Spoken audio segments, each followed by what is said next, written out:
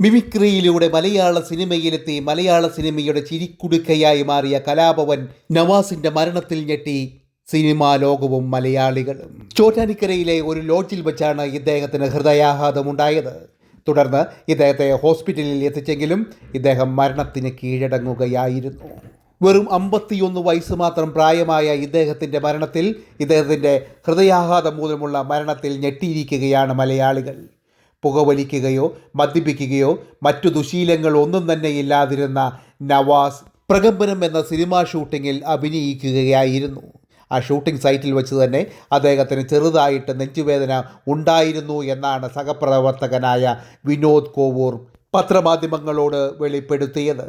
എന്നാൽ ഇത് ഗ്യാസ് മൂലമായിരിക്കുമെന്നാണ് അദ്ദേഹം പറഞ്ഞത് എന്നാണ് വിനോദ് കോവൂർ പറയുന്നത്. ഷൂട്ടിംഗ് മുടങ്ങിയാലോ എന്ന് വിചാരിച്ച് ഇദ്ദേഹം ഹോസ്പിറ്റലിൽ പോവുകയും ചെയ്തിരുന്നില്ല.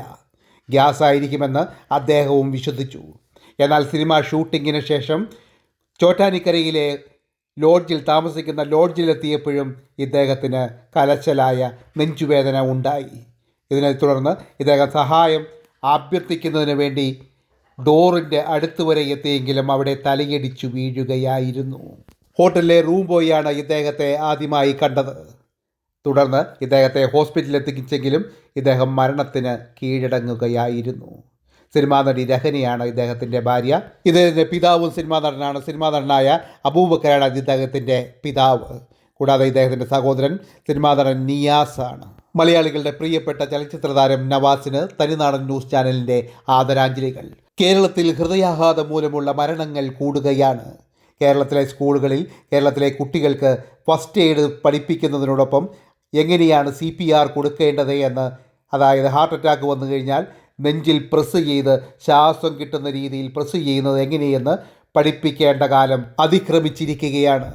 കേരളം ഭരിക്കുന്ന ഗവൺമെൻറ്റുകൾ ഇതിനു വേണ്ടി പ്രത്യേകം ശ്രദ്ധിക്കേണ്ടതാണ്. അതുകൂടാതെ നെഞ്ചുവേദന വന്നു കഴിഞ്ഞാൽ അപ്പോൾ തന്നെ ഡോക്ടറുടെ സേവനവും നിങ്ങൾ തേടേണ്ടതാണ്.